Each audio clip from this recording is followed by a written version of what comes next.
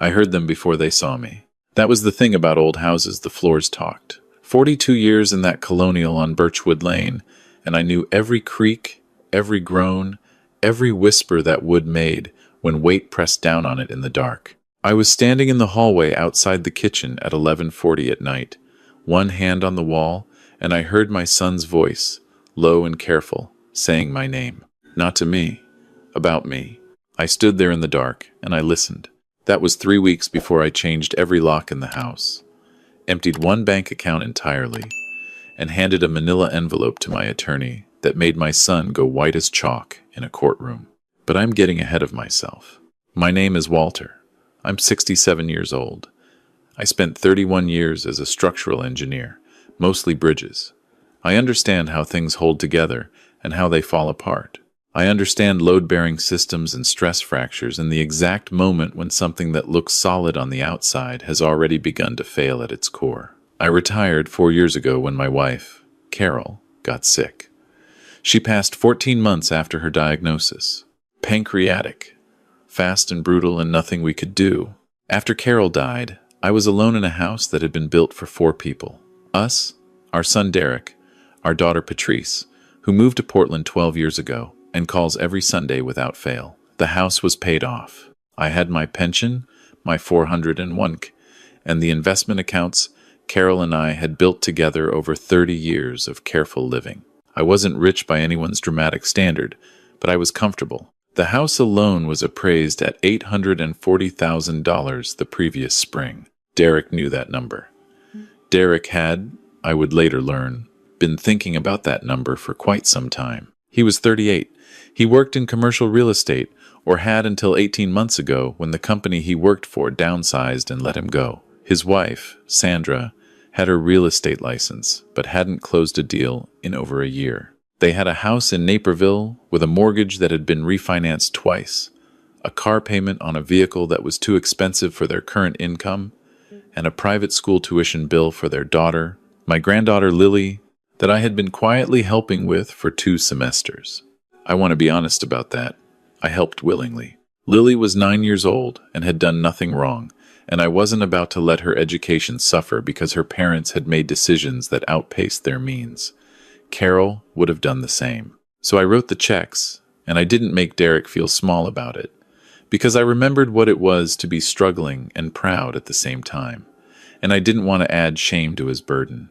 I think, looking back, that my willingness to help without conditions was something Derek mistook for something else entirely. He and Sandra had been staying with me for 6 weeks when I heard them in the kitchen that night. They'd come for what was supposed to be 10 days. The heat went out in their house in January. The repair was taking longer than expected. Could they stay while it was sorted out? Of course, I said. Of course. Lily's room was already set up from Christmas. I made the guest room comfortable for Derek and Sandra, and I told them to treat the house like home. I meant it kindly. They took it literally. Sandra began reorganizing the kitchen by day 3. Derek started having phone calls in my study. Door closed. The 10 days became 3 weeks, then a month, then 6 weeks. And when I gently asked about the progress on their heating system, Derek told me it had turned into a much bigger issue, something with the pipes now. They'd discovered water damage. It could be months.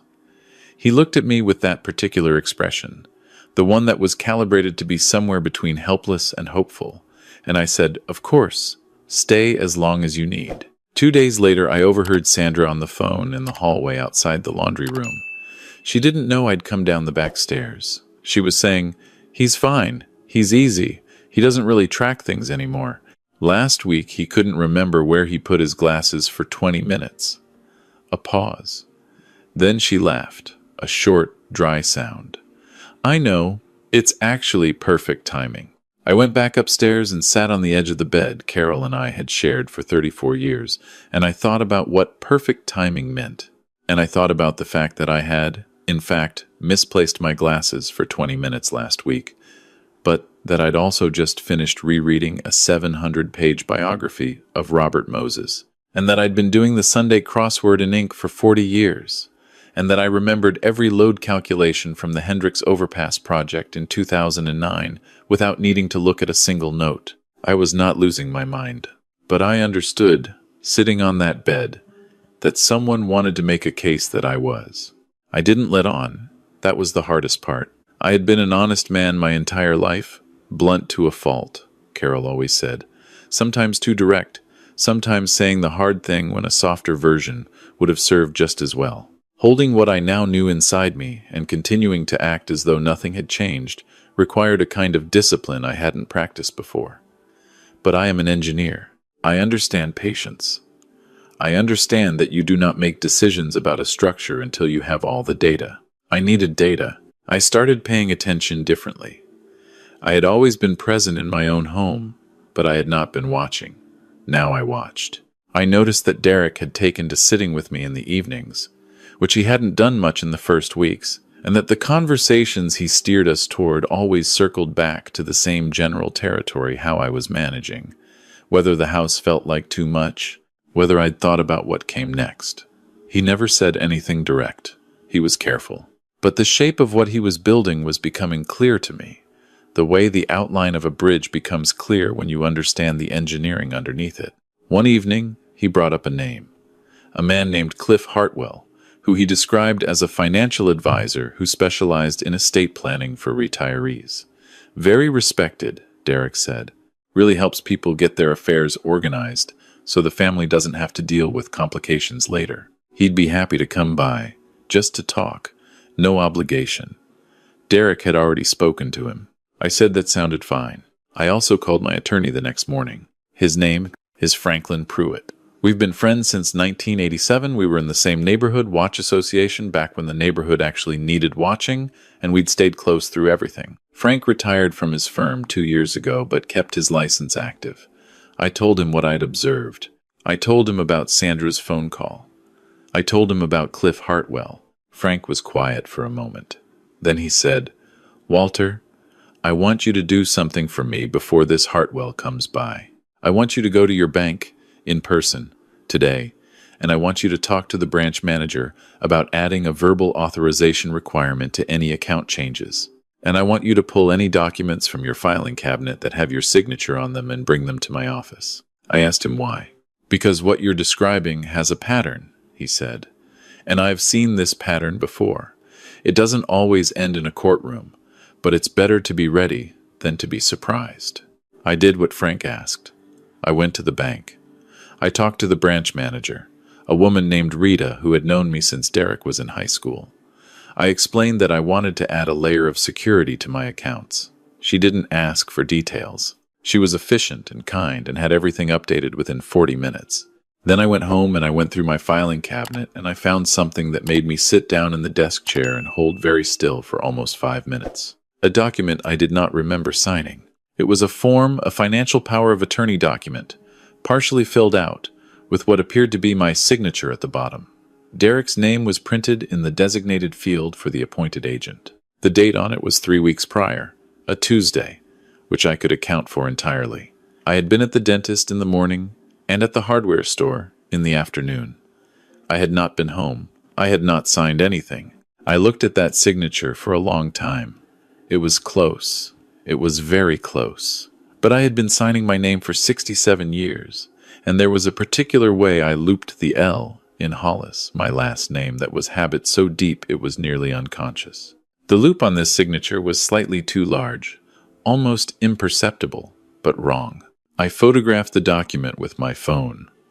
I put it back exactly where I found it. I went downstairs and I made myself a cup of coffee and I sat at the kitchen table, and I thought about my son, who I had coached in Little League, who I had taught to drive in an empty parking lot on a Saturday morning, who had cried at his mother's funeral in a way that had broken my heart open because it was the most honest thing I'd seen from him in years. I thought about all of that, and then I thought about the forged document in my filing cabinet, and I made a decision. I was going to let this play out, all the way to the end, because stopping it halfway would only mean it came back in a different shape when I wasn't looking. I needed it finished, completely and permanently finished. Frank agreed with me when I brought him the photograph. He looked at it carefully, and then he looked at me and he said, "You understand what this means?" "I do," I said.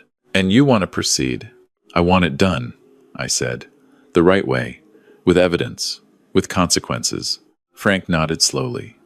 He told me what to do. The first thing I did was buy a small audio recorder, the kind that looks like a pen. I began keeping it in my shirt pocket. Every conversation that happened in that house, I recorded. I didn't do it with any sense of drama. I did it the way I had taken measurements on job sites, methodically, consistently, without emotion. What I collected over the following 2 weeks was more than I had expected. Derek talking to Sandra in the kitchen, thinking I was asleep, about whether the Hartwell meeting had gone well enough. Sandra saying that I had seemed confused about the second page of the documents, which was good. Derek saying they needed me more visibly confused, more consistently, before they could move forward with the next step. Sandra mentioning a doctor, not my doctor, someone she'd found through someone Derek knew from his real estate contacts. A doctor who did home evaluations. For cognitive assessments, I stood in the hallway and I let those words settle into me, and I recorded every one of them. The Hartwell meeting had happened the week before. Cliff Hartwell had come to my house in a good suit, carrying a leather portfolio, with the practiced warmth of someone who had sat in a lot of living rooms with a lot of elderly people and knew exactly how to make himself seem trustworthy. He was perhaps 50, salt and pepper hair, very good handshake. He spread documents on my coffee table and explained them in the slow, slightly over-enunciated way that told me he had already decided I was diminished. I asked questions, detailed questions, about specific clauses, about tax implications, about the difference between a durable power of attorney and a springing power of attorney, about the revocation process, about the fiduciary responsibilities of the designated agent. I watched his composure slip just slightly at the edges. He hadn't expected that. Derek, sitting beside him, had gone rigid. I did not sign anything. I told them I wanted to take the documents to my own attorney before I put my name on anything. Hartwell said that was completely reasonable. Absolutely, of course. Derek smiled, the smile that didn't reach his eyes. After Hartwell left, Derek told me he was just trying to help, that he didn't want me to have to worry about all this when things got harder. What things? I asked. He looked at me with something that was trying to be compassion. Dad, you've had some moments lately. Sandra and I have both noticed. We're not saying anything is wrong. We care about you. We want to make sure everything is in order. I appreciate that, I said. And I went upstairs and I recorded my notes on the conversation while the details were fresh. And I called Frank and I told him what had been said. Frank told me the next phase was beginning. He said I needed to be prepared for the doctor visit. He told me to be myself entirely, completely myself during the evaluation. Don't perform confusion, but don't perform sharpness either. Just be Walter. Just answer honestly. The doctor came on a Thursday afternoon. His name was introduced to me as Dr. Morrow. He arrived without a white coat, in ordinary clothes, carrying a tablet, and the way Derek introduced him was as a friend of a colleague who did wellness check-ins for seniors, very informal, nothing medical about it, just a conversation. I shook the man's hand and offered him coffee and sat across from him in the living room while Sandra and Derek made themselves scarce in the kitchen. He asked me standard orientation questions. The date, the year, the current president. He asked me to recall 3 words after a delay. He asked me to draw a clock face showing 10 past 11. He asked me to count backward from 100 by sevens. He asked me to explain a recent decision I'd made and walk him through my reasoning. I answered everything correctly. I drew the clock precisely.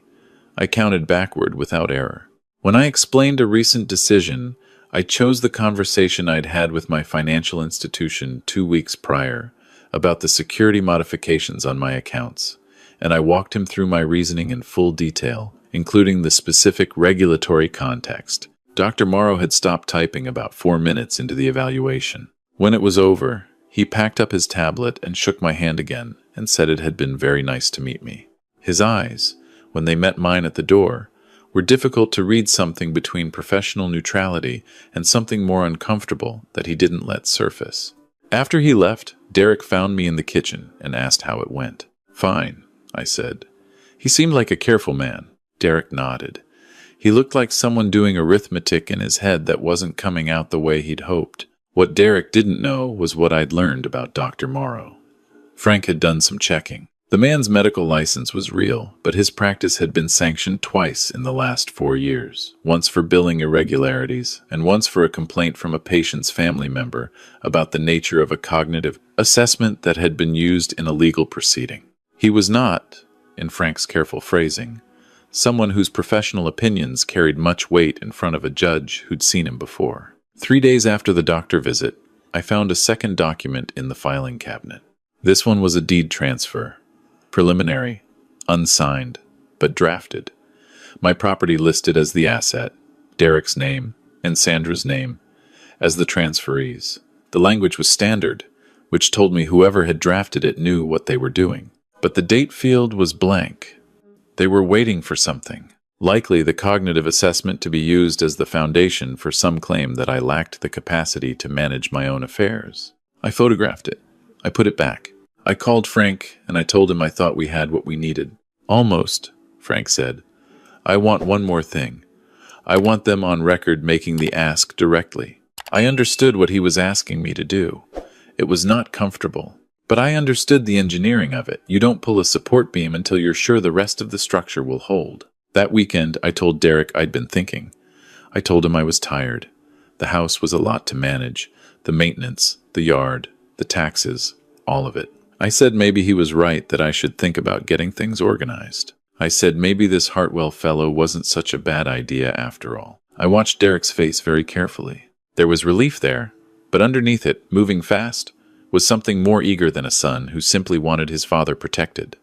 It moved through his eyes and was gone before he thought I'd seen it. He said he'd set something up. He made the call right there in the kitchen, turned slightly away from me, keeping his voice casual. I stood at the counter, and I made myself a sandwich, and I kept the pen recorder running in my shirt pocket. Hartwell came back 4 days later. This time there was no portfolio of general planning documents. He brought specific forms. He sat across from me, and he walked through them, and the language, when I read it carefully, was not the language of an estate plan meant to protect my interests. It was the language of transfer. Expedited transfer. Forms that would, if executed, give Derek and Sandra joint control of the property and the 3 largest financial accounts, immediately and irrevocably, with a clause that described me as having provided informed consent following independent consultation. I read every page. Hartwell waited with professional patience. Derek sat beside him and said nothing. I looked up and I said, "Derek, is this what you want?" He said yes. He said it was for my protection. He said it was so I didn't have to worry. I said, "I need to use the restroom. I'll be right back." I walked down the hall, and I sent Frank a text with one word: now. Frank had been parked 2 streets over for 40 minutes. I came back to the living room, and I sat down, and I said I had a few more questions about the documents, and I kept Hartwell talking for 12 minutes until the doorbell rang. Derek started to get up. I told him I'd get it. I walked to the door and I opened it, and Frank Pruitt came in carrying his own briefcase, looking exactly like what he was, a man who had spent 30 years in a courtroom and still remembered every detail of how it worked. The silence in that living room was a particular kind of silence. I have been on job sites when something shifts in a way it shouldn't, a sound, a vibration, something not right, and everything stops. Everyone goes still. This was that silence. Frank introduced himself. He said he was my attorney and had been for the past several weeks, and that he'd been retained specifically in response to some concerns I had shared with him. He placed his briefcase on the coffee table. He opened it. He put on the table, in sequence, a photograph of the first document, the partial power of attorney, with a forensic note I had not mentioned. Frank had quietly engaged a document examiner, a woman who had testified in forgery cases, who had provided a written opinion that the signature did not match my verified signature samples. He placed the photograph of the deed transfer document. He placed a printed transcript of the audio recording from the kitchen, Derek and Sandra's conversation about needing me more visibly confused. He placed the results of his background check on Dr. Morrow, including the 2 sanctions. He placed a letter from the financial institution confirming that any attempted changes to my accounts would trigger a mandatory phone verification with me directly and a 72-hour hold, as I had already arranged. and he placed a single additional document, a letter from the state attorney's office, whom Frank had contacted 3 days earlier, indicating that a fraud complaint had been received and was under preliminary review. Hartwell stood up first. He said something about a misunderstanding. Frank told him to sit down. Frank said something to him very quietly that I couldn't fully hear, but the effect was immediate and total. Hartwell sat back down. His color had changed. Derek looked at me. I looked back at him. There are moments you spend your whole life trying not to arrive at. I had not wanted to be sitting in this room.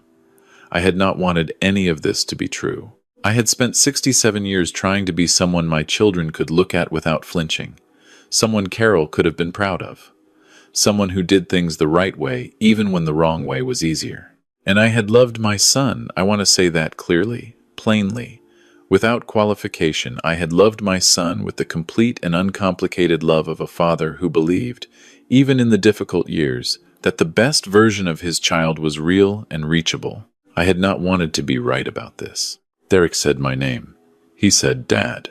I said, "Don't," and I meant it gently. I meant it the way you mean something that is over. Frank laid out what would happen next with the precision of someone who had done this before. Hartwell would be cooperating with the state inquiry, or he would not. That was his decision to make. Derek and Sandra would be vacating the house within 48 hours, with nothing beyond their personal belongings, and any attempt to access the property or any financial accounts in my name would result in the criminal complaint moving forward immediately, rather than remaining at the preliminary stage where Frank had, as a courtesy, held it. Derek started to speak twice. Both times he stopped. Sandra was quiet the entire time. She sat very still, and she looked at the documents on the table, and she did not look at me once. 48 hours later, they were gone. I stood in the living room after the door closed, and the house was quiet in the way it had been quiet for the past year and a half. The real quiet, not the layered quiet of people moving through it who shouldn't have been there.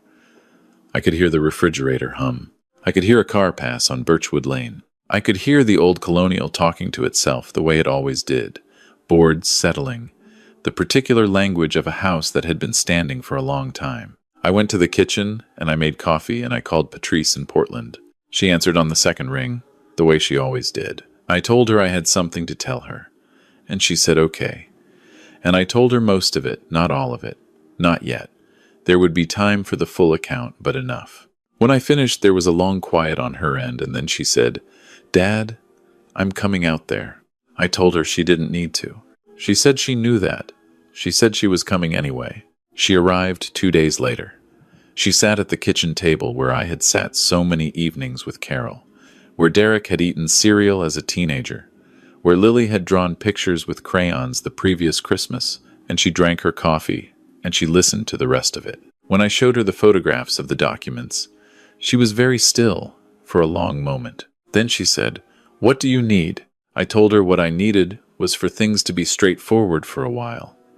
I told her I needed to finish the crossword on Sunday mornings without complications. I told her I needed to tend to the garden when the weather got warmer, because Carol had started that garden 20 years ago, and it didn't run itself. Patrice smiled. It was the same smile she'd had as a small child, slightly crooked on the left side, genuine without trying to be anything else. She said, "I can do that." The state inquiry moved forward over the following months. Frank kept me informed at each step. Hartwell surrendered his financial advisor certification and entered into a civil settlement that I was not a party to but was informed of. The forged document was referred to the county prosecutor. Derek, ultimately, was not charged criminally. The prosecutor made a determination about the available evidence and the likelihood of conviction that Frank explained to me in careful, precise language. I did not agree with the outcome, but I understood it. What Derek did face was a civil judgment.